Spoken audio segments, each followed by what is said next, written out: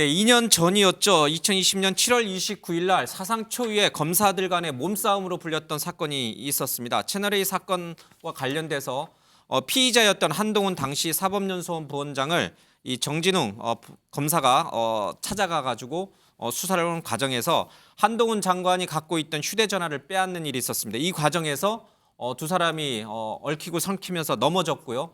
한동훈 당시 이 사법연수원 부원장은 이 정진웅 검사가 자신을 폭행했다 이렇게 해서 독직 폭행으로 고발을 하게 됩니다. 자, 그 판결이 2021년 8월에 있었습니다. 1심에서는 미필적 고의가 인정이 된다면서 유죄, 그래서 징역 4개월, 집행유예 1년의 자격정지라는 판결이 내려졌습니다. 그런데 그 이후에 2022년 7월에는 2심에서 무죄가 선고가 됐습니다. 고의로 인정할 만한 증거가 부족했다.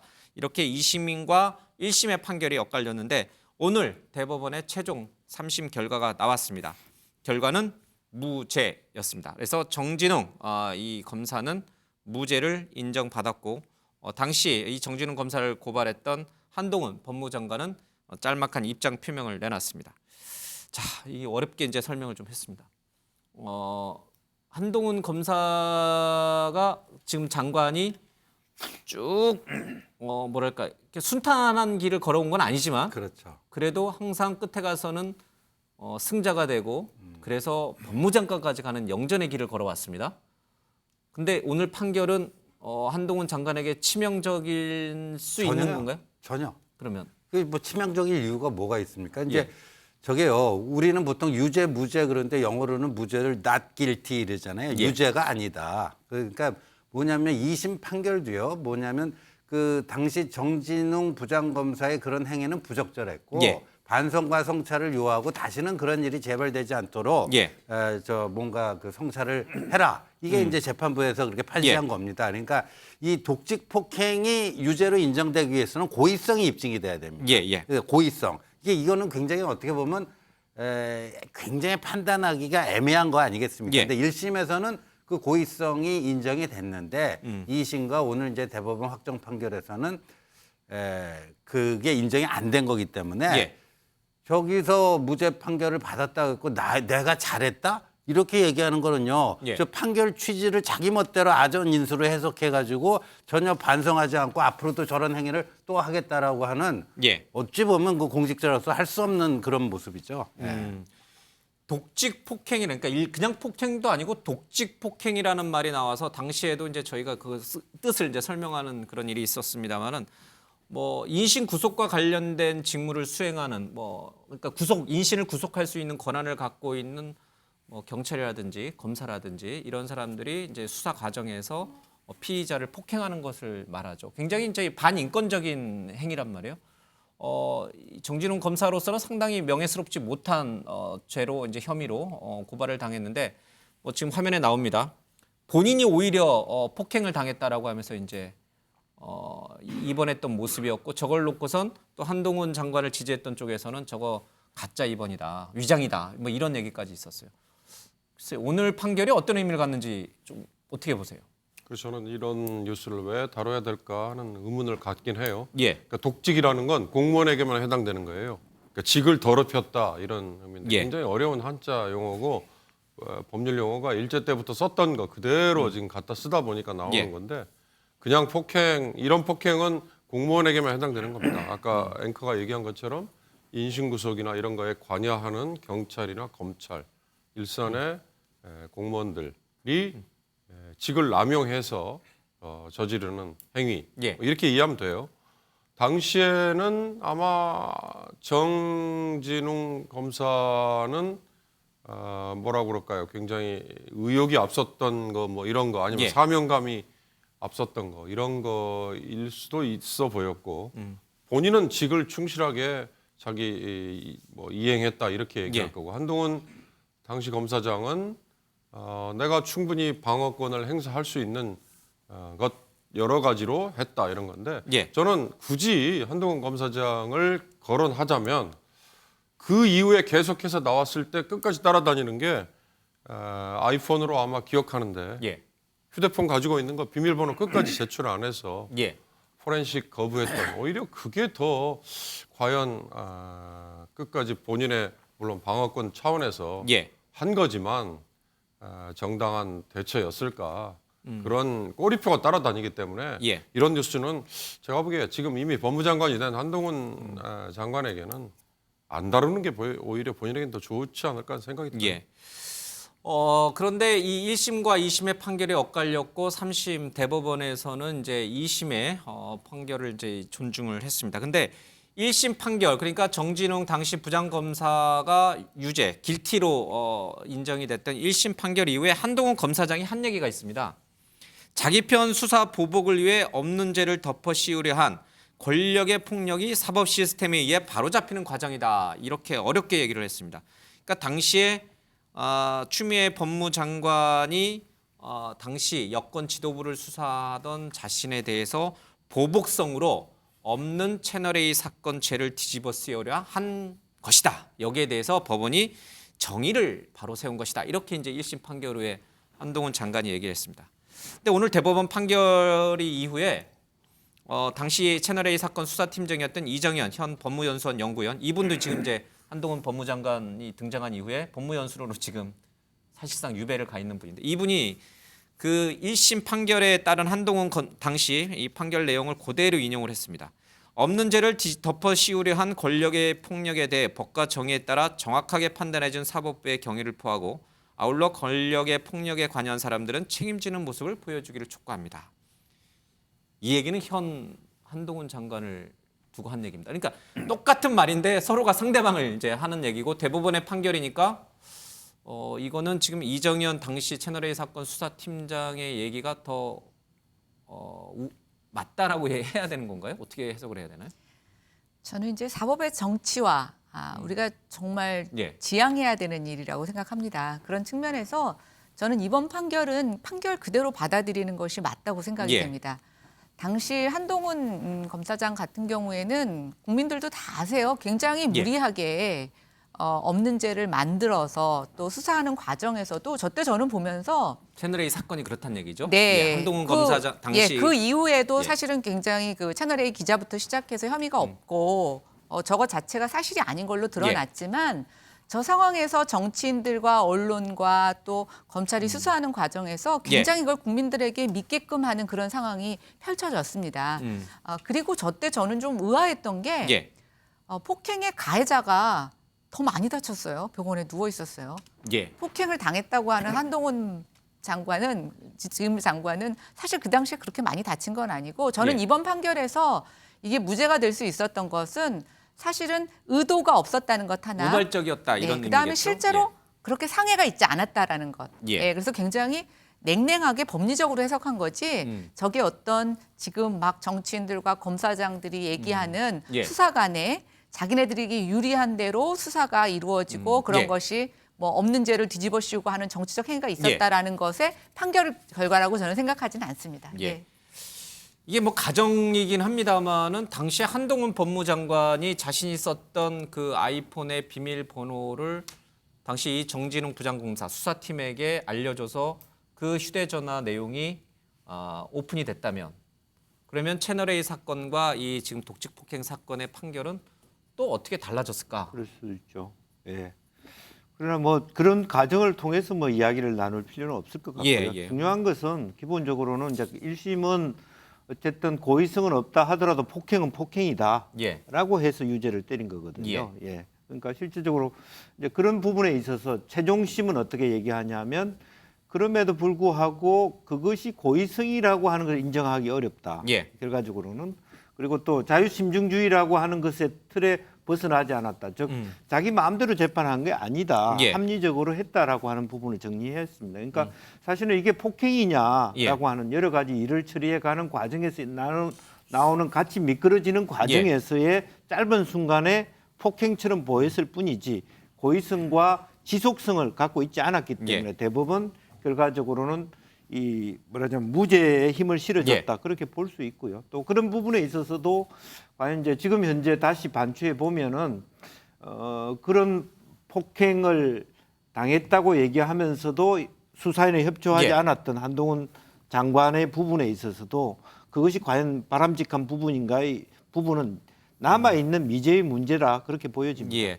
당시 한동훈 법무장관이 자신의 아이폰 비밀번호를 수사팀에 알려주지 않은 것은 이 방어권 차원이었습니다. 뭐 좀 잠시 뒤에 더 다루겠습니다만은 지금 정진상 김용 전 부원장 수사하고 있는데 이분들이 지금 검찰 수사에서 조사에서 묵비권 내지는 이제 진술 거부권을 쓰고 있거든요. 이것도 이제 방어권 차원에서 그분들을 비난할 일은 아닌 거죠. 그렇게 되면 한동훈 그렇습니다. 장관이 비밀번호 안 알려준 것처럼. 법무장관까지 하고 있는 분이 예. 몸소 또 보여줬잖아요. 휴대폰 비번을 알려주지 않음으로 해서 예. 사실은 저 독직 폭행이 일어나게 된 배경도 그거하고 연관이 돼 있다고 봐야 돼요.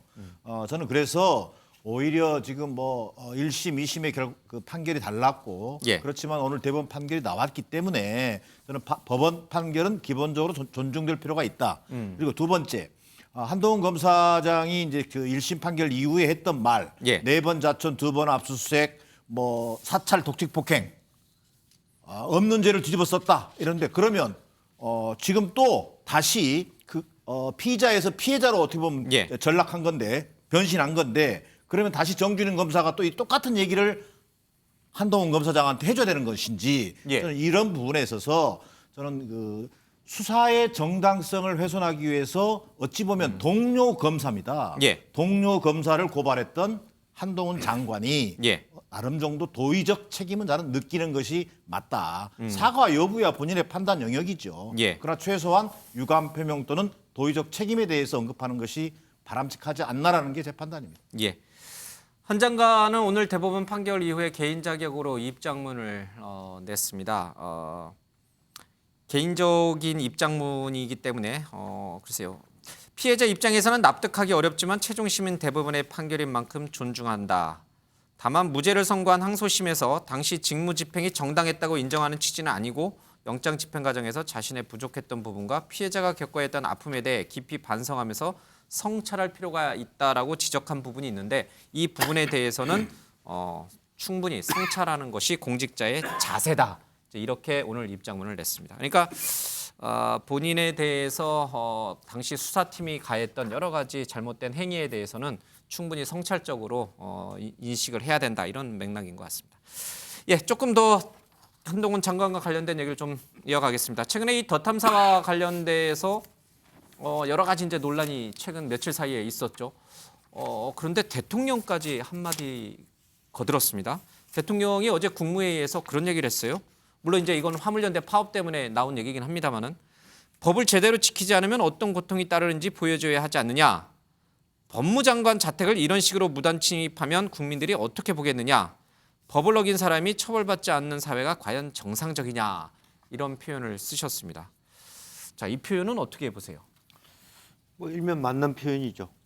저 말은 맞는 표현이다. 예, 뭐 예. 법을 지켜야 된다. 그건 뭐 누구나 다 예. 뭐 불변의 진리일 수도 있고 가치일 수도 있고 또 우리나라 기본적으로 자유민주주의 체제가 운영되기 위해서 필요한 법치 국가라고 하는 측면에서는 분명한 맞는 말씀이죠. 예. 그러나 실제로 보면 그것을 꼭 이 순간에 대통령께서 하셔야 되나 강조해야 하듯이 예. 또 장관 집에 침입한 사람들에 대해서 혼을 내줘야 된다 이렇게 구구절절하게 얘기하는 것들이 맞는가. 그리고 또 지금 현재 사회 자체가 화물연대 파업과 관련해서도 굉장히 어떤 국가가 말하자면 공권력을 통해서 최대한 법이라고 하는 심판을 가지고 예. 어쨌든 뭐 강경하게 노조든 뭐든 국가에 대응하는 세력에 대해서 가만히 있지 않겠다 이런 아주 강한 드라이브를 예. 걸고 있는 부분인데 뭐 거의 다시 대체리즘으로 돌아갈 것인지 관권 정치로 갈 것인지 뭐 또 어쨌든 검찰 국가가 될 것인지 이런 이미지 자체로 본다면 예. 대통령께서 그런 부분에 시시콜콜함까지 함으로써 더 이 사회가 윤석열 정부가 굉장히 깝깝한 예. 조금의 인간미도 없는 딱 법으로 모든 것을 가늠하는 예. 그런 이미지를 갖게 한다는 것은 별로 바람직한 것은 아니다. 저는 그렇게 봅니다. 근데 제가 조금 반론을 할 예. 텐데요. 지금 그 윤석열 대통령이 화물연대 저 파업에 대해서 대응하는 거는요. 과거 그 노무현 대통령이 했던 거랑 싱크로율이 95% 이상입니다. 예. 그 당시에 노무현 대통령이 했던 그런 것들 보면요. 지금 뭐 하는 거랑 똑같아요.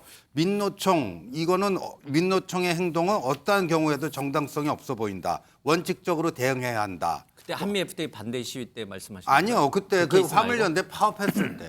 화물연대 노무현 대통령 2003년이에요. 예. 2003년에 화물연대 그러니까 물류를 볼모로 잡아갖고 뭐 물류를 멈춰 세상을 바꾸자 그런 거에 대한 노무현 대통령이 당시 예. 민정수석인 그 문재인 그 전 대통령에게 특별 지시를 냈고요. 군 대체 인력 투입까지도 지시를 했는데 예. 그게 뭐 여의치가 않아 갖고 처음에는 좀 그 넘어갔는데 석 달 후에 그 화물연대가 또 파업을 합니다. 예. 그때는 이제 민정수석이었던 문재인 전 대통령도 이건 도를 지나친 것이다. 그래서 지금 그 윤 대통령의 대응이라는 것은 그 당시에 노무현 대통령하고 한번 찾아보십시오. 다시 한번 워딩이나 이런 것도 예, 다시 한번 읊어주세요. 당시 노무현 전 대통령이 뭐라고 얘기했다고요? 예, 이렇습니다. 물류를 볼모로 해서 집단 이익을 관철하는 것은 용납할 수 없다.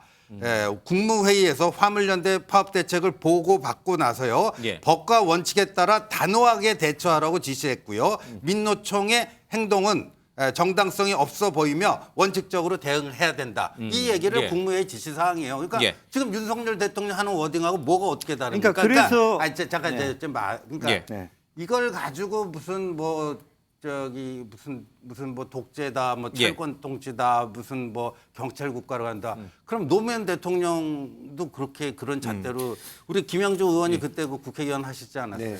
아니, 그래서 정치가 예술이라는 거예요. 그러니까 노무현 대통령이 그 강조는 사실은 어떻게 보면 친노동자적인 정부가 갖고 있는 예. 중립성을 강조하는 데 비해서 똑같은 말씀을 하셔도 사실은 권력지향적 또 예. 자본가지향적 그런 이미 드시해진 부분이 있기 때문에 똑같은 말씀이라도 이미지가 다른 겁니다. 알겠습니다. 예. 한 가지만 조금 명확하게 좀 짚고 언제 가겠습니다. 두 분은 이제 화물 연대와 관련해서 노무현 전 대통령 그리고 현 윤석열 대통령이 하는 말이 비슷하냐 다르냐에 대해서 이제 말씀하셨잖아요. 근데 법을 지키지 않으면 어떤 고통이 따르는지 보여줘야 한다. 이 말은 한동훈 장관, 법무장관의 집에 침입한 것과 관련돼서 하신 말씀이고 화물 연대 노동자들에게 어떤 고통이 따르는지 보여줘야 된다. 이 말씀을 하신 건 아니에요. 이 부분만 명확하게 하고 다시 한동훈 장관 얘기로 돌아오겠습니다. 우리가 지금 화물연대 얘기한 건 아니니까요.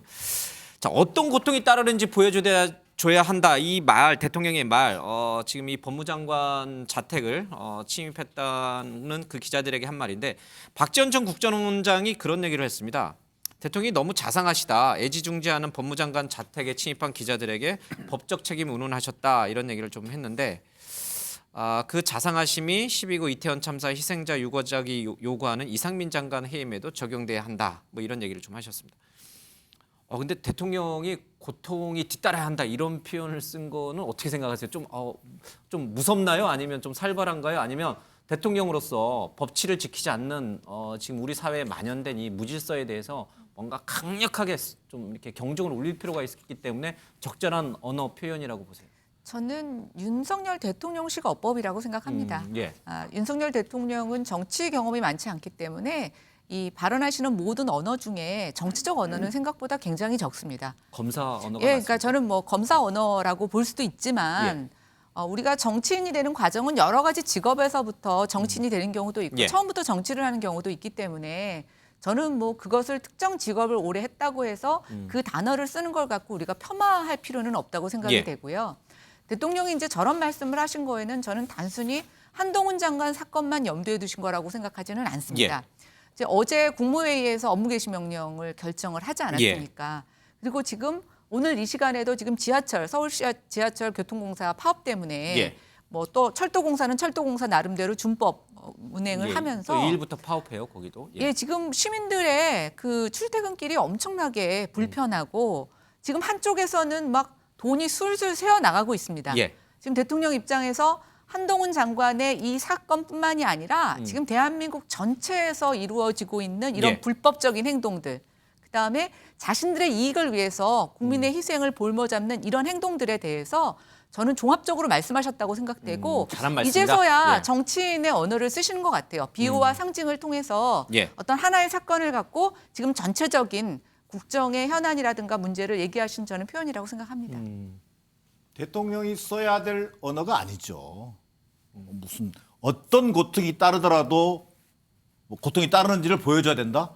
저는 정말 그 박지원 전 의원도 얘기하셨습니다만 이태원 참사 희생자나 이런 분들에 대해서 그런 어떤 절절한 마음을 표시하신 적이 있는지 아니면 정말 일반 서민이 주거 침입으로 인해서 만약에 어떤 그런 피해를 입었다고 했을 때 그런 애정을 가진 적이 있는지 저는 대통령의 이런 인식 자체는 예를 들어서 대통령의 배우자 김건희 여사에 대한 어떤 문제 제기, 감히 가족의 문제를 건드느냐. 그다음 두 번째 이상민 장관이나 소위 이른바 한동훈 장관 같은 감히 어떻게 내 측근을 감히 법무부 장관을 저는 이런 어떤 인식이 그대로 노출되고 있는 거다. 이것은 또 다른 의미에서는 국정 운영의 어떤 여러 가지 영역에서 막히고 있으면서 초조함에 저는 발을 놓을 수도 있다. 그리고 또한 이런 법과 원칙 외에는 딱히 하실 얘기가 없는 것 아닌지라는 그런 생각까지 들 정도입니다. 어제 오늘 나온 얘기 중에 조금 우리가 눈여겨봐야 될 것은 이 한동훈 장관 쪽에서 이제 이 스토킹 피해를 호소를 했죠. 그래서 경찰에서 긴급 응급조치 결정을 했습니다. 접근 금지 결정을 좀 내렸는데 이 접근 금지 결정, 긴급 응급조치 결정을 내린 이 통보서를 지금 피해자에게 이제 보내게 돼 있죠. 이제 법이 많이 바뀌었습니다. 뭐 이제 인권을 존중해주는 차원에서 그렇게 이러한 상황 때문에 이렇게 조치를 취했으니 이것을 알고 계시오라고 이제 통보서를 보내고 결정문도 같이 이제 좀 보냈다고 합니다. 근데 여기에 한동훈 장관의 집 주소가 나와 있었던 모양입니다. 이걸 받은 더 탐사 기자들이 또 유튜브에 이걸 공개를 했습니다. 그래서 또 논란이 좀 되고 있는 것 같습니다.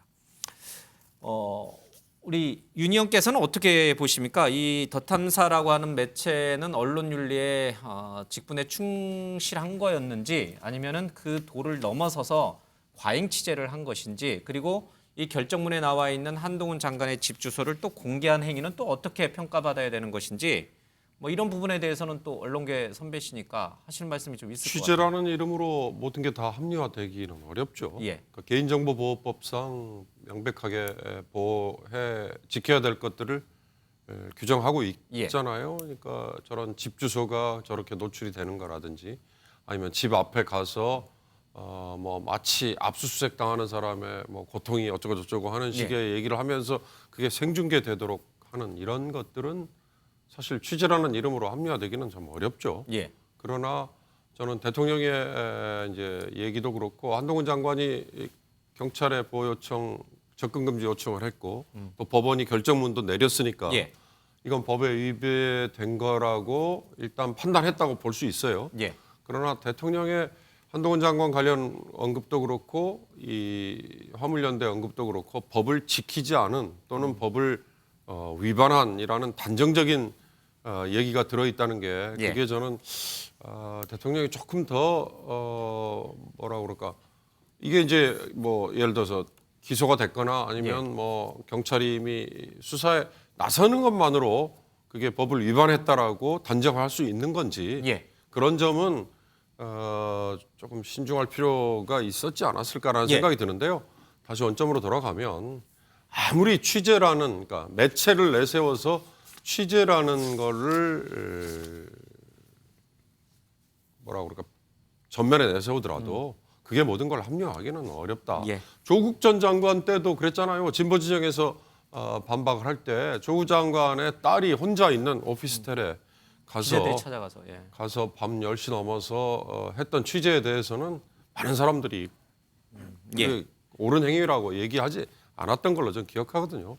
입장을 바꿔놓고 생각해보면 아무리 진영이 바뀌었다고 해서 저쪽에서 한 거는 이쪽에서 합리화될 수 있다. 그거는 아니라고 봅니다. 알겠습니다.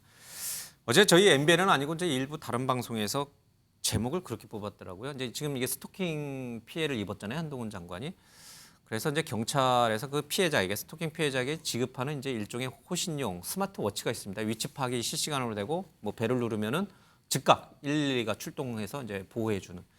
그래서 한동훈 장관에게 이 스마트워치 지급을 검토한다. 이제 이 얘기가 언론에 보도가 되면서 최초로 스마트워치를 찬 법무장관이 될까? 뭐 이런 식으로 이제 제목을 뽑았습니다. 뭐 저희는 다루지는 않았습니다만 좀 우스개 같은 얘기긴 한데 장관이 찰 리는 없죠, 법무장관이. 네, 그렇고요. 좀 경찰도 좀 정신 좀 차렸으면 좋겠어요. 지금 그 피해자한테 통보해 줄 때는 피해자 입장에서 보면 이 경찰이 나의 인적 정보를 예. 예를 들어서 나를 보호해 줘야 되면 내 주소를 정확히 알고 있는가 예. 이런 거를 확인해야 되니까 거기 뭐 주소라든가 인적 사항을 개인 정보를 적게 돼 있지만 가해자한테 줄 때는 뭐 너 이거 알고 거기 가갖고 스토킹 더 하라고 조장하는 거예요 뭐예요. 어떻게 이런 실수를 합니까? 이거는 그래서 이거는 있을 수 없는 일이 지금 수서경찰서에서 발생을 했고요. 지금 뭐 이태원 참사를 통해서도 드러나고 했지만 이 우리 그 예. 십몇만 이 거대 공룡 조직인 경찰의 전반적인 그 기강이랄까요. 뭐 이런 것들이 참 문제가 좀 있다 하는 생각이 듭니다. 예. 지금 오늘 한동훈 장관 얘기가 조금 길어지고 있는데 그래도 하나 더 짚고 가야 될 것 같습니다. 갑자기 한동훈 법무장관의 내년 전당대회 당대표 출마설 얘기가 나옵니다. 내년 전당대회를 봄에 할지 아니면 5, 6월에 할지 그 논의가 지금 한창 진행 중인 것 같은데 갑자기 한동훈 장관의 당대표 출마설 얘기가 나왔습니다. 관련된 얘기를 좀 들어보겠습니다. 정치에 대한 차출, 자기 정선에 대한 문제는 아무래도 뭐 장관을 2년 정도 하기 때문에 더 이상 오래 한다는 것은 좀 무리 있지 않겠습니까? 그런 차원에서 자기 정선에 대한 문제는 상당히 가능성이 높다. 정치를 잘 하신다니까요. 그러나 뭐 예를 들어 총선에 출마를 하고 국회의원으로서 또 정치인으로 활동한다면 굉장히 정치적 자산을 한꺼번에 많이 갖추고 출발하는 그런 정치인이 될 것이고 전도가 유망하다고 보죠. 한동훈 장관은 참신해 보입니까? 연영으로 보나 여러 가지 측면에서 봤을 때 참신하다고 볼 수가 있죠. 아 그래요? 당을 이끌 만한 제목입니까? 그거는 내가 아직까지 모르겠어요. 그래요? 예. 그리고 뭐 정치를 한 번도 해보지 않은 사람이 네. 갑작스럽게 당을 이끈다는 게 이렇게 간단한 문제가 아니에요. 예, 뭐 독직 폭행에 스마트워치 스토킹에 뭐 여러 가지 얘기들이 지금 한동훈 장관 주변을 맴돌고 있는 것 같습니다. 근데 이 당대표 얘기가 나왔으니까 우리 5분에게 짧게씩은 좀 듣고 가도록 해야 될 것 같습니다. 이 현실 가능성이 있는 건지 김재원 전 최고위원은 이제 당대표 얘기는 안 하시고 내후년에 총선에 출마 가능성은 언급을 했는데 거기까지는 많은 분들이 얘기를 해서 뭐 그럴 수도 있겠구나 싶은데 갑자기 내년 상반기에 있을 전당대회 당대표 얘기가 툭 튀어나와서 정말 실현 가능성이 있는 건지 아니면 그냥 호사가들이 그냥 입에 올리고 싶어서 그냥 떠드는 얘기인지 그게 궁금해집니다. 우리 김연아 의원부터 이렇게 좀 듣겠습니다. 한마디씩 짧게. 예, 가능성이 있는 얘기입니까? 당대표가? 조직 안에서 보면은 당의 조직 안에서 보면은 쉬운 문제는 분명히 아닙니다. 예. 그런데 글쎄요. 저희 당 쪽에서는 이런 일이 몇 번 있었습니다. 황교안 전 대표도 정치 경험이 전혀 없으셨고 예. 또 전직 법무부 장관 출신이었고 국무총리 하시면서 대통령 직무대행도 하셨었죠. 예. 정치 경험이 한 번도 없는 상태에서 당대표에 출마하셔서 또 됐어요. 당선이 되셨어요. 네, 그러니까 지지율이 높으면 되는군요. 여론조사 그러니까 지지율이 높으면. 그게 전혀 없었던 일은 아니라고 생각을 하고 또 뭐 전혀 불가능하다는 것도 아니라고 생각합니다. 예. 아까 김영주 의원님 얘기하셨지만 정치에서는 사실 불가능이라는 걸 쉽게 예측할 수 없는 영역이기도 해요. 예. 뭐 그걸 예술이라고 표현하셨지만 저는 좀 다른 측면에서 정치에서는 정말 한 1%의 가능성이라는 것도 나중에 예. 어떻게 완성이 되고 결정이 될지는 아무도 모른다. 그러나 좀 제가 생각하는 저 나름대로의 방식을 좀 말씀을 드리자면 정치에 있어서 어느 정도 정당과 또 정당 조직을 운영해 본 경험이 갖고 있는 그런 뭐 노하우, 그다음 그런 영향력이라는 게 폄하되지 않았으면 좋겠다. 이게 굉장히 중요합니다. 그래서 저는 뭐 결국은 당원들의 선택이지만 가능성이 전혀 없는 것은 아니나 그러나 이제 아까 여러분들이 얘기하신 것처럼 결코 쉬운 일은 아니다. 네, 이렇게 말씀드립니다. 현 법무장관이니까 출마를 하려면은 대통령에게 사전에 양해를 구해야 되잖아요. 예, 뭐 대통령님 제가 당대표에 좀 나가고 싶은데 사표를 수리해 주십시오. 사의를 받아주십시오. 이런데 그러면 이제 윤 대통령이 뭐라 결정하실 거 아니에요. 네. 나가지 마라. 좀 더 하고 내년 후년 총선에 나가라. 뭐 이런 얘기를 하든지 아니면 택도 없는 소리다. 너는 그냥 법무장관이 해라. 이런 얘기를 할 거 아니에요. 그럼 윤 씨는 어디로 가고 있습니까? 저는요, 지금 전당대회 시점이 아직 결정이 안 됐는데, 뭐 빠르면 뭐 내년 3월, 늦으면 뭐 5월 뭐 이런 정도 얘기되지 않습니까?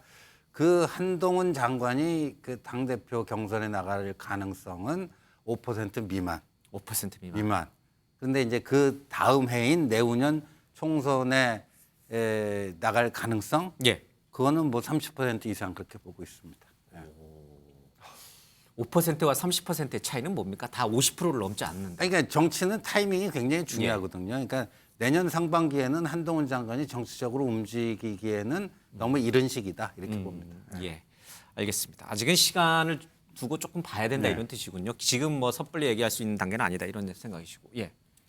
그럼에도 이 내각에 있어서 한동훈 장관이 중심이 되고 있는데 한동훈 장관까지 벌써 당에 차출했을 때 예. 내각의 중심과 대통령과의 어떤 그 행정력의 그 구심이 예. 무너진다. 그리고 실제로 이제 5월에 취임하셨기 때문에 최소한 장관이 1년은 넘겨야 된다라고 보면 시점으로 보면 아무리 대표를 시키고 싶어도 1년 이내에 차출한다는 건 조금 아깝다 그런 생각이 있고요. 차라리 지금 현재 한동훈 장관을 시임세라고 하는 것은 스타성을 갖고 있고 지지도가 이재명 대표를 제외하고는 제일 높기 때문에 비례대표 앞번호를 준다든지 어떤 뭐 서울에 아주 핵심적인 지역을 주면서 그런 스타성을 발휘할 수 있도록 계기를 만들면 되는 것이지 꼭 당내 대표를 하고자 하는 사람들을 다 현재 대통령께서 물리칠 수 있는 그런 확실한 지지 기반을 갖고 있느냐 이런 것도 하나의 관건이 될 수 있겠습니다. 뭐 국민의힘 당원들과 뭐 국민 여론조사를 하게 될 경우에는 이제 국민에게 달려 있긴 합니다만 만약에 그게 현실화될 경우에는 검사 출신 대통령의 검사 출신 당 대표예요, 그렇죠? 이런 부분들은 어떻게 국민의힘 당원들과 국민이 받아들일까 볼까? 그 관점에서는 어떻게 생각하세요? 정서적으로 보면 좀 굉장히 힘들지 않겠어요? 그러니까 왜요? 검사 출신 대통령의 검사 출신 당 대표. 왜, 뭐 이런 왜 게 그게- 뭐 법적으로 안 되는 건 아닙니다만 예. 정치라고 하는 것이 어찌 보면 좀 종합적이기도 하고 전 국민의 어떤 이해를 대변하는 그런 영역이라고 볼 때 예. 과연 그런 어떤 획일적 구조가 얼마나 정서적으로 다가갈 수 있을지 저는 좀 의문이고요.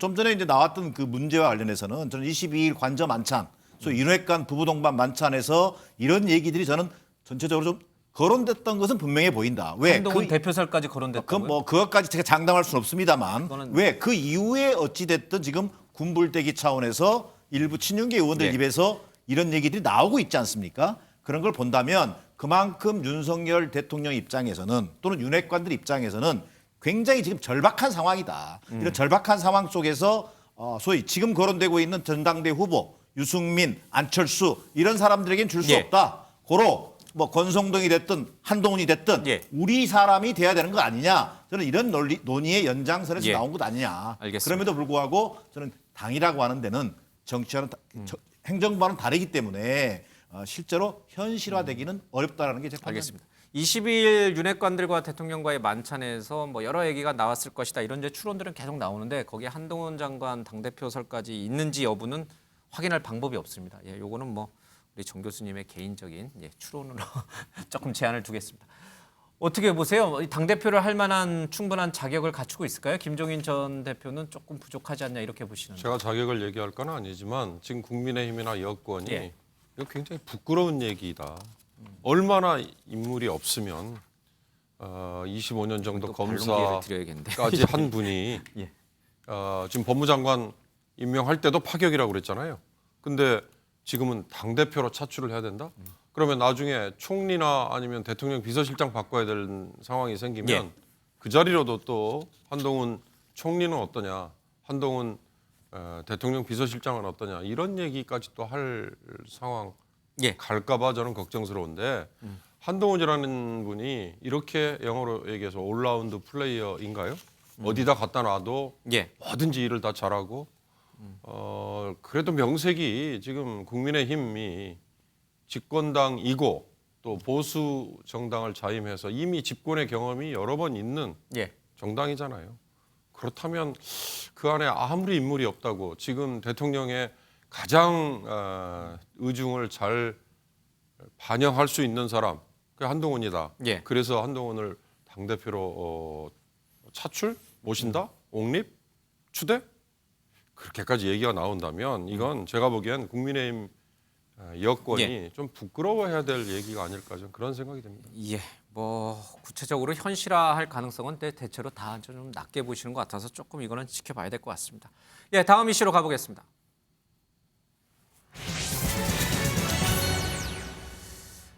사우디 빈살만 왕세자가 한국을 다녀갔죠. 네옴시티 40조 원 규모의 이 공사에 우리 기업들이 얼마나 참여할지가 초미의 관심사인데 하필이면 사우디는 우리랑 이 엑스포, 세계 엑스포를 놓고 경쟁을 벌이고 있는 국가입니다. 일부에서 그런 얘기가 나왔는데 이제는 민주당에서 대놓고 이 네옴시티 수주를 위해서 우리가 엑스포 개최를 사우디에 양보한 것 아니냐, 뭐 그런 얘기가 공개적으로 나왔습니다. 그 얘기를 좀 들어보겠습니다. 2030년 엑스포 유치 경합을 벌이고 있는 사우디아라비아의 빈살만 왕세자가 한국을 다녀갔습니다. 한간에는 사우디 네옴시티 프로젝트 수주 등을 대가로 부산 엑스포 유치를 포기한 것은 아니냐 하는 의혹과 걱정을 하는 국민들이 늘어나고 있습니다. 윤 대통령은 부울경 시민들이 희망 고문을 당하는 일이 없도록 빈살만 왕세자와 어떤 약속을 했는지 소상히 밝힐 것을 요청합니다. 이에 대해서 대통령실은 가짜 뉴스다 이렇게 하면서 강하게 그 의혹을 부정을 했습니다. 어떻게 보세요? 지금 이 김성환 위원장은 한간에 이러한 사람들이 늘어난다, 일종의 약간 카더라처럼 이렇게 발언을 하셨는데 실제로 그 가능성이 있는 겁니까? 빗길 가능성이 있는 겁니까? 저는 저 민주당의 그 아무 말 대잔치가 예. 언제 좀 종료가 될지 그걸 좀 관심 있게 좀 지켜보고 있는데 예. 점이 가경이다. 점이 가경에 갈수록 무책임과 그 저질성의 그 정도가 더 악화되고 있다, 심화되고 있다 그런 건데 그래도 무슨 그 근거는 그래도 뭐 됐잖아요. 예. 김의겸 의원이 청담동 술자리 허위 폭로할 때도 무슨 제보자로부터 제보 받았다. 뭐 근거는 그래도 됐잖아요. 그 제보가 다 거짓이라는 예. 것이 드러났지만 근데 당의 정책위 의장이란 분이 한간에 이런 얘기가 있다. 그런 식으로 하면 뭐를 못 갖다 붙일까요? 네, 한간에 무슨 이재명 대표가 누구랑 뭐뭐뭐 하고 다닌다는 이런 소문이 들리더라. 예. 거기에 대해서 성실한 해명하기 바란다. 뭐 이렇게 하면 그 민주당에서는 어떻게 나올 거예요? 그러니까 뭐 이런 거 가지고 한다는 것 자체가 예. 지금 여기서 논평하고 있는 저도 좀 자괴감을 느낍니다. 알겠습니다. 사실 대통령과 여당 지도부의 만찬 자리에서도 뭐 이 얘기가 잠깐 나왔습니다. 대통령이 뭐 그런 농담성 발언을 한 경우가 저기 있는데 설령 이런 빅딜이 있었다 하더라도 이게 언론에 공개되거나 오픈이 됐을 경우에는 뭐 네옴시티도 좋고 엑스포 개최도 좋아요. 둘 중 하나만 우리가 획득해도 아주 좋은 거예요. 근데 그게 오픈되면은 둘 다 놓칠 수가 있잖아요. 그렇습니다. 이걸 왜 근데 민주당 정책위 의장이란 분은 왜 이거를 공개적으로 이렇게 오픈한 겁니까? 그런 의미에서 뭐 앞서 신지호 의원님 얘기도 있었습니다만 저는 의혹 제기는 얼마든지 할 수 있지만 그 의혹 제기가 의미가 있으려면 예. 저는 좀 다음 스텝이 따라 나와줘야 한다고 봐요. 그러니까 청담동 술자리 그 의혹 파문도 마찬가지였지만 그냥 한간의 의혹을 전달한 수준이 아니라 그걸 예를 들면 대통령실에다가 대통령한테 빈살만고 어떤 약속인지 밝혀달라 이렇게 얘기하는 것으로 그친다면 저는 좀 문제다. 좀 더 충분하게 이런 의혹들이 가지고 있는 근거라든지 예. 이런 것들이 확인되지 않은 속에서의 단순한 의혹 제기는 예. 오히려 정책은 없고 음모만 있고 증오만 있는 것처럼 비춰질 가능성이 있다. 예. 그것은 다른 말로 하면 뭐냐면 169석이 대한 야당이 돼야 되잖아요. 소위 이른바 정책, 정책을 통해서 여당을 견인하고 뭐 이런 어떤 야당에 대한 야당의 모습을 보여주는 것이 중요한 시점에 이런 문제 제기는 국민적 동의를 얻기는 좀 어려워 보인다라는 게 제 판단입니다. 예, 오랜만에 두 분의 이제 의견이 약간 비슷하게 일치한 것 같습니다. 그래서 이 주제는 넘어가겠습니다. 요즘 민주당은 예. 제발 아무것도 안 했으면 좋겠습니다. 근데 의혹 제기도 문제지만 의혹 제기 이후에 추가적으로 하는 작업 역시 전혀 진실에 가깝지도 않고 또 국민들의 어떤 민생에 가깝지도 않아서 예. 저는 특히 민주당 그 지도부 최고위원 회의에서 발언하시는 분들은 제발 아무것도 안 하시는 게 예. 국민 민생에 도움이 될 것 같습니다. 그러면 또 우리 저 정기남 교수님 발끈하실 수 있는데 예, 장경태 의원 얘기를 해야 되니까 어차피 민주당 입장을 또 들어봐야 될 것 같습니다. 장경태 의원이 캄보디아 소년 얘기를 또 꺼내 들었습니다. 들어보겠습니다. 여사의 숟가락 얹기 논란이 상당히 큰 의혹이 지금 제기됐고 보도가 되었고 이 분명히 대통령실은 이 김건희 여사의 방문으로 인해서 국내의 후원 문의가 쇄도하면서 마침내 생명의 길이 열렸다. 그런데 이 비영리 그 사단법인 위드 헤브론에 따르면 로타구는 이미 한국 치료 계획이 예정된 상태였다. 그래서 김건희 여사 방문한 뒤의 계획은 전혀 영향이 없었다. 꾸준히 저희는 검토 중이었다라고 표현했고요. 좀 저도 추가로 조사하고 있었는데 아산병원에서도 헤브론 의료진과 저희 의료진이 연결돼 있어서 무료 수술하기로 했었다. 그 장경태 의원은 빈곤 포르노라는 그 발언을 하고 그다음에 그 현지에서 조명을 사용해서 촬영했다는 그런 얼토당토하는 말씀을 하셨고 이런 식으로 과장과 거짓말을 뭐 누차하신 분이잖아요. 그리고 그에 대해서 박지원 전 비대위원장도 당내에서 비판하고 심지어는 김장연대라고 해서 김의겸과 장경태 연대에 대해서 당내에서도 비판의 목소리가 높습니다.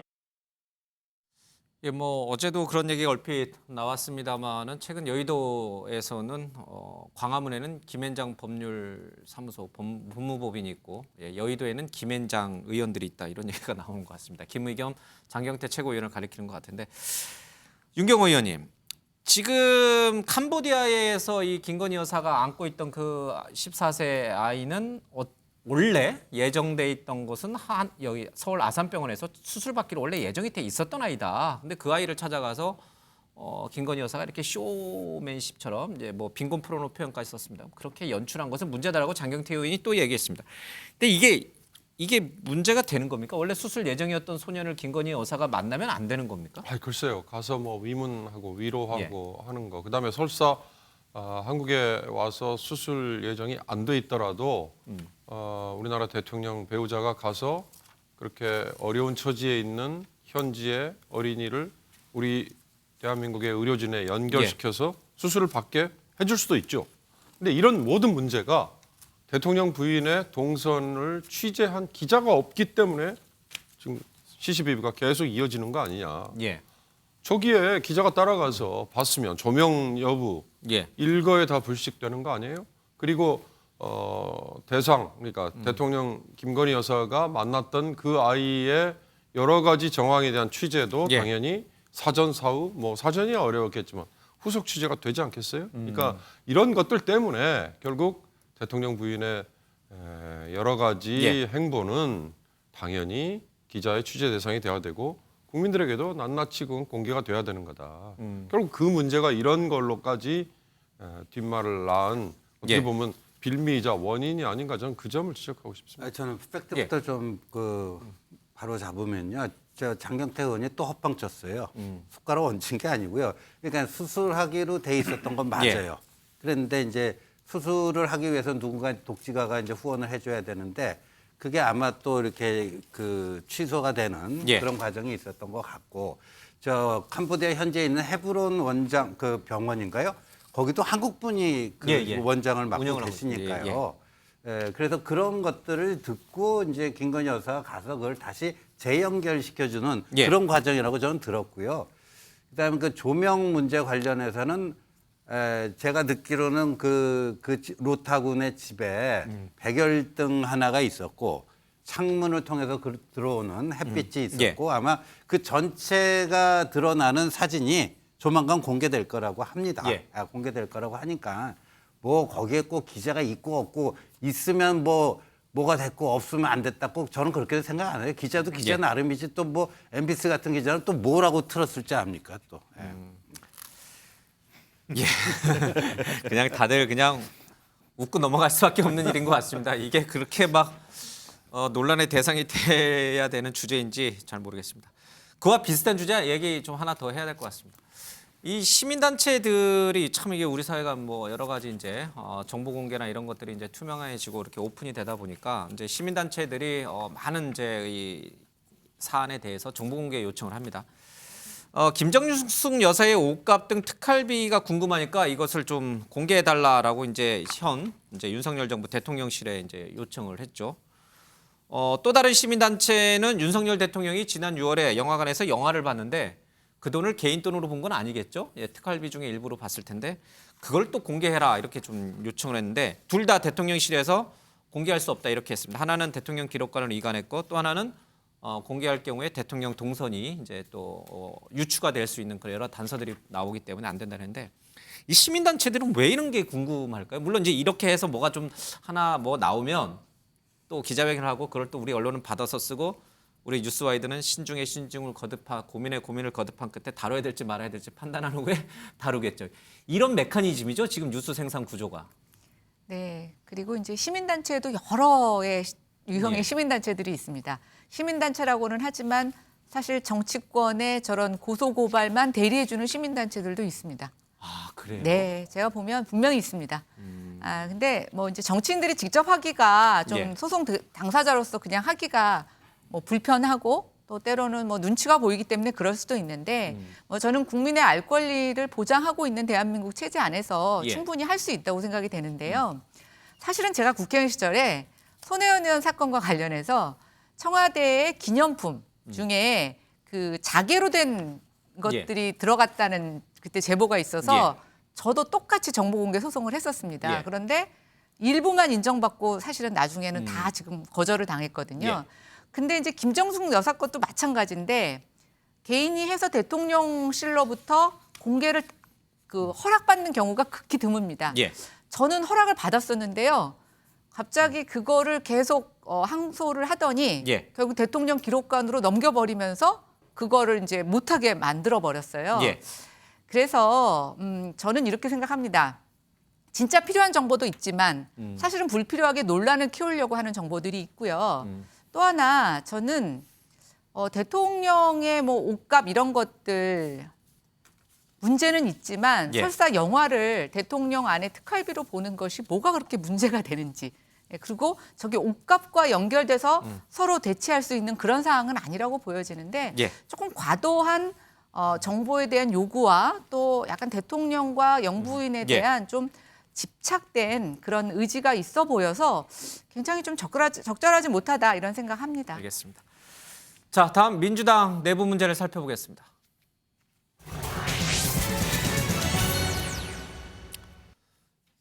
예, 조금 잠잠했던 것 같은데 유시민 전 의원, 유시민 작가의 발언을 계기로 또다시 이제 민주당 내에서 친명계와 친문계 간의 이 계파 갈등, 내분 뭐 이런 얘기가 나오는 것 같습니다. 이재명 대표의 측근들이 지금 검찰 수사를 받고 있는 상황에서 친문계로 알려지고 있는 최재성 의원 같은 분들은 당 대표의 지도력이 상실됐다 이런 얘기를 하고 있고.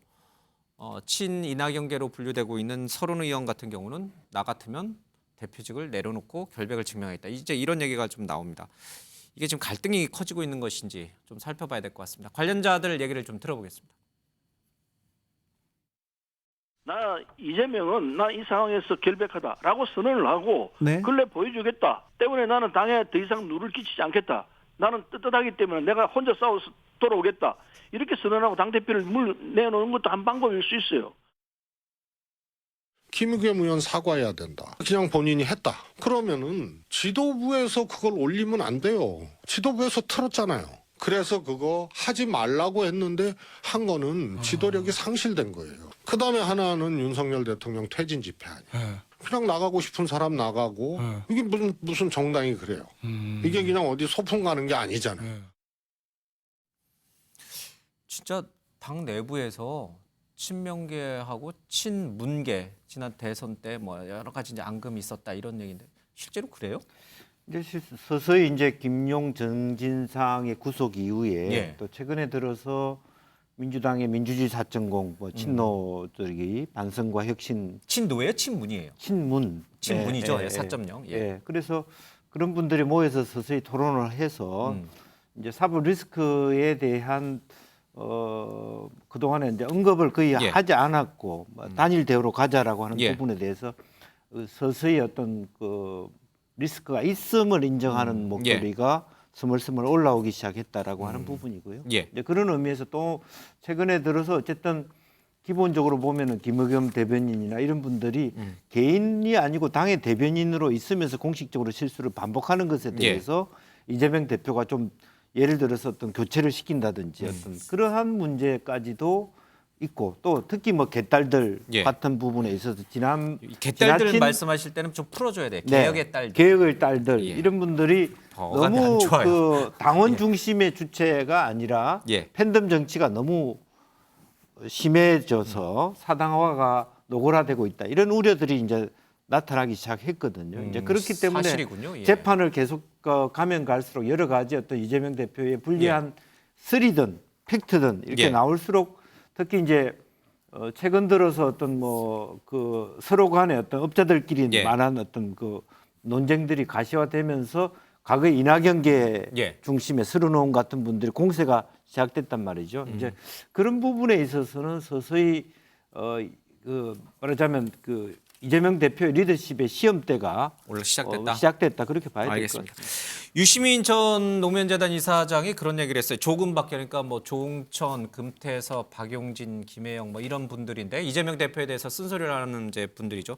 이 조금박해 분들은 유명세, 본인들의 유명세를 얻기 위해서 이재명 대표 당을 또 비판한다 이런 말씀을 하셨고 또 뭐 박지원 전 대표 등 뭐 관련된 분들이 또 발끈해서 또 유시민 전 장관과 싸우고 있습니다. 이 당이 위기인데 이렇게 자꾸 해도 되나? 저 말은 사실이에요? 이제 본인들 유명세 때문에 저분들이 저렇게 하는 거예요? 아니면 당을 아끼기 때문에? 유시민 전 의원의 주장에 불과한 거죠. 저렇게 말하시는 유시민 의원이 저쪽 얼마나 안 봐도 돼요. 이쪽 보셔도 이쪽 봐도 돼요. 되는구나. 예.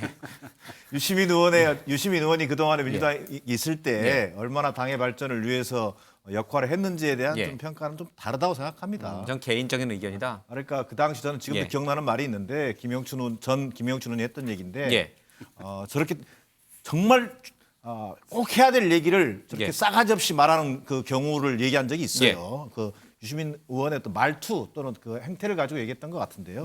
저는 당에 대한 이만큼의 애정이 있다면 지금 당내에서 거론되는 여러 가지 그 당이 지금 처한 상황, 문재인 전 정부에 대한 어떤 또 수사, 또 이재명 야당 대표에 대한 어떤 압박, 검찰 수사 이것들이 그 전방위적으로 지금 속도를 내고 있는 상황이잖아요. 이 속에서는 다소의 의견의 차이가 있더라도 이재명 대표를 중심으로 해서 저는 단일 대우를 좀 유지할 필요가 있고 또 그 속에서 이재명 대표가 좀 더 국민들을 상대로 해야 될 역할이 있다면 또 이재명 대표가 그런 역할을 할 수 있도록 뒷받침해 주는 것이 중요하지 당내의 어떤 다양한 의견에 대해서 저런 식으로 좀 이렇게 폄하하거나 윽박지르는 방식은 저는 동의하기 좀 어렵습니다. 알겠습니다.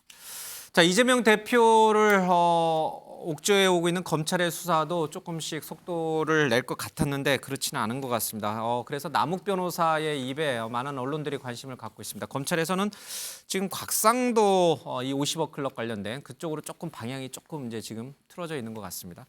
자, 관련된 남욱 그리고 이 곽상도 관련된 검찰의 구형 소식을 조금 다뤄보도록 하겠습니다. 검찰 구형 어떻게 생각했습니까? 전임 수사팀에서 회유한 적 없다고 불구속 수사 어떻게 좀 받아들이시는지. 검찰 구형에 대해서 어떻게 생각하시는지. 남욱 변호사의 진술에 대해서는 어떻게 생각하세요?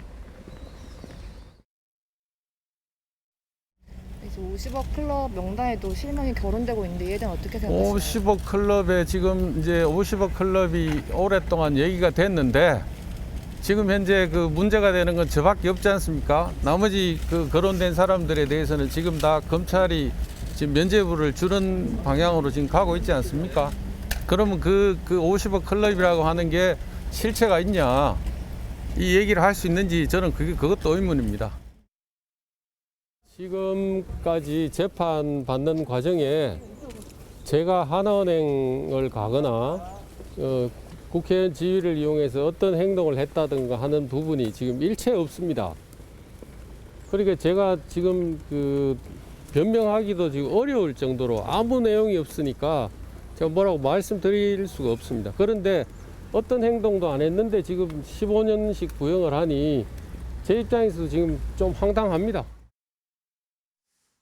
남욱 변호사는 이제 재판장이 아닌 바깥에서는 이제 기자들에게 일절 얘기를 좀 하지 않고 있습니다. 뭐 관련돼서 뭐 과거에 뭐 40억 원이 넘어갔다 어쩐다 이런 얘기까지 나오는데 사실 그 얘기보다는 뭐 저는 다른 얘기를 조금 하고 싶습니다. 오늘 검찰이 추미애 전 법무부 장관의 아들의 병역 의혹 관련돼서 재수사에 나섰다는 소식이 좀 있었죠. 거기에 이제 서훈 이 문재인 정부에서 국가안보실장의 이른바 북한 선언 관련된 그 부분과 관련해서 검찰이 구속영장을 청구했다는 소식도 좀 들려오고 있습니다. 민주당 일각에서는 추미애 전 장관의 아들을 재수사하고 서훈 전 국가안보실장에 대해서 구속영장 청구와 이런 것들이 전 정권에 대한 표적 수사 아니냐 이렇게 얘기하고 있지만 방금 들으신 것처럼 곽상도 전 의원에 대해서도 검찰이 지금 징역 몇 년이죠? 15년을 이제 구형을 냈단 말이에요. 그러니까 이게 편파 수사다라고 하는 거는 조금 안 맞는 것 같다는 느낌도 듭니다. 동시에 두 개가 나왔으니까요. 편파를 인식하니까 저런 끼워넣기 수사가 되는 거죠. 이거는 본인이 생각할 때 너무 편파적이니까 하나는 끼워 넣어야지. 그럼 곽상도 의원 15년 구형은 그리고 끼워넣기다. 또 하나는 지금 너무 빨리 이재명 재판을 하는 것도 과연 유불리를 따져서 조금 늦추는 게 낫다. 예. 뜸을 들이는 거 아니겠어요? 그 중간에 끼워넣기로 곽상도를 하는 거다. 그렇습니다. 이재명 시간 끌기를 그리고 위해서. 어차피 50억 그러면 가게 돼 있어요. 수사를 하게 돼 있다. 수사를 하게 돼 있습니다.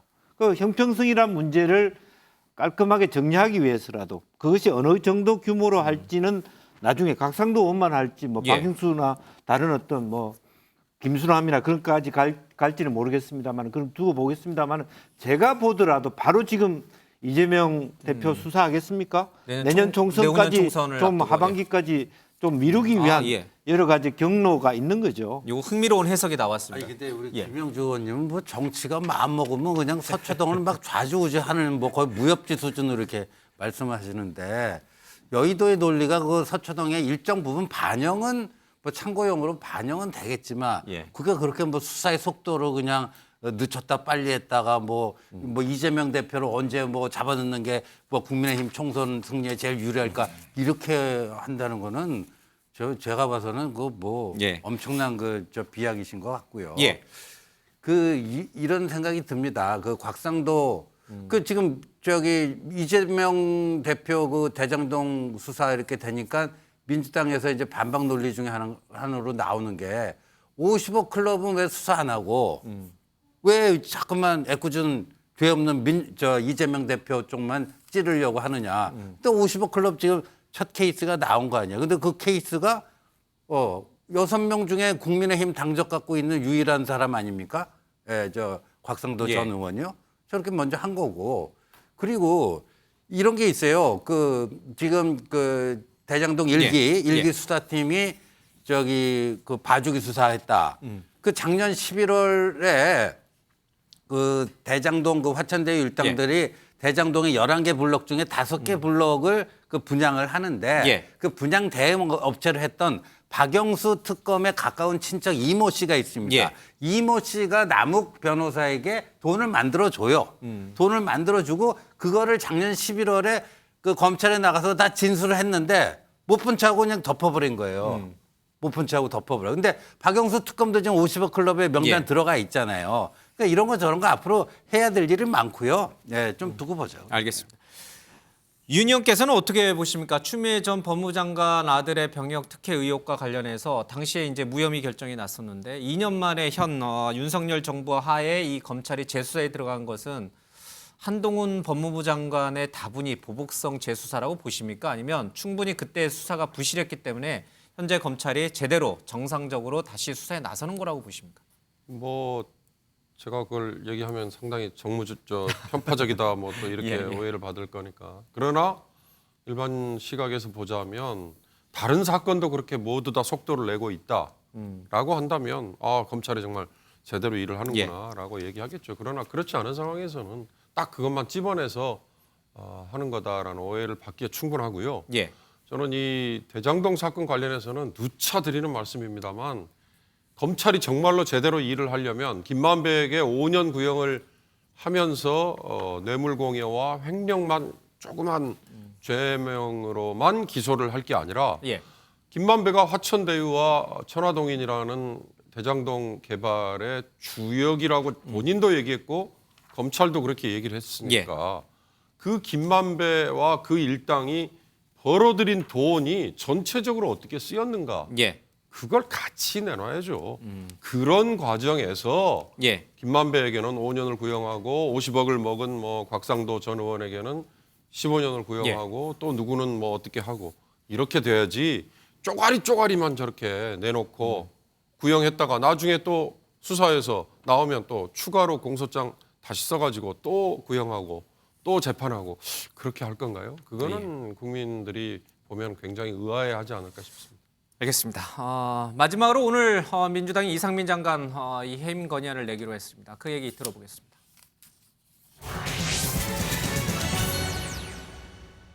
민주당은 오늘 헌법이 부여한 국회 권한으로 이상민 행정안전부 장관의 해임 건의안을 발의하고 이번 주에 열리는 본회의에서 처리하겠습니다.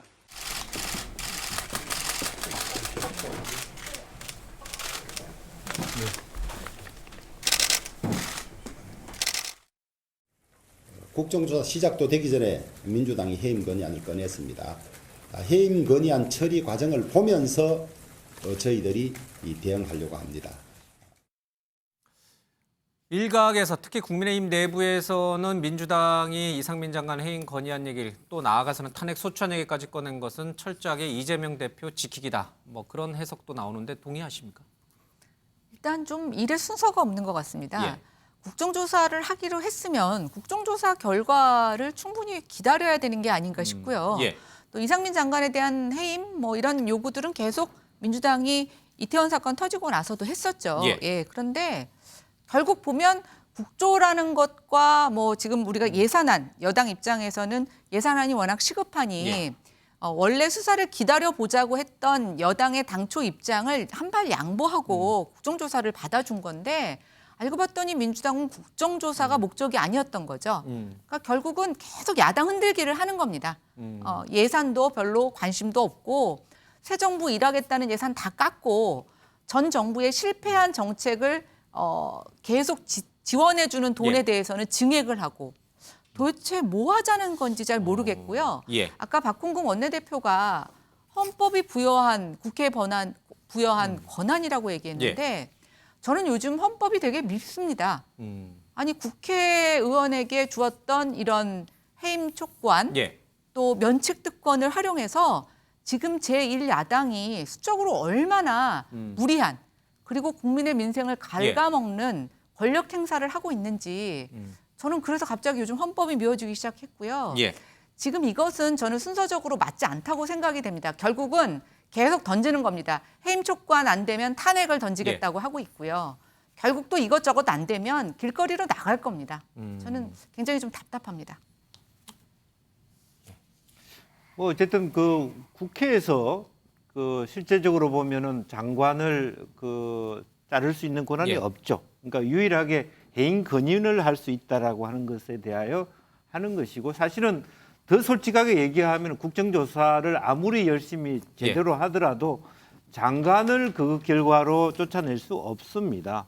그런 면에서 이것은 어떤 의미에서 본다면 냉정하게 봤을 때는 이건 정무적으로 과거에 세월호 때도 이주영 장관께서 본인 스스로가 나는 장관을 그만두고 조사하겠다 이렇게 할 정도의 결기를 보여주라 누군가 책임지는 사람이 있어야 되지 않느냐 그런 정치적 목소리로 이해하시면 될 것 같습니다. 근데 저는 그런 정치적 목소리에서 오히려 반대로 이렇게 얘기하고 싶습니다. 지금 서른 의원이 얘기하시는 것처럼 이재명 당대표야말로 당대표직을 그만두시고 수사를 받고 본인의 그 억울함에 대해서 항변하신다면 지금 여당에게 얘기하는 이런 장관에 대한 거취를 결정하고 국정조사를 받으라는 말에 있어서 여당이 할 말이 없죠.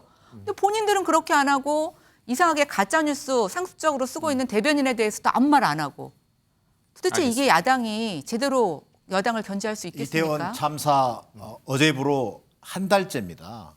한 달 동안 아무도 책임지지 않았습니다. 윤석열 대통령의 특별한 메시지도 없어요. 거기다가 또 지금 현재 특수본 수사 제자리에서 맴돌고 있습니다. 현장 지휘관에서 일선 사람들 정도의 수사 다 국한돼 있잖아요. 이런 상황이 이상민 장관의 해임 건의안을 불러오는 겁니다. 국민의 요구인 거죠. 알겠습니다. 이 조금 더 얘기를 나눴으면 좋겠는데 뭐 시간은 좀 다 된 것 같습니다. 내일 조금 더 이 문제 짚어보도록 하겠습니다.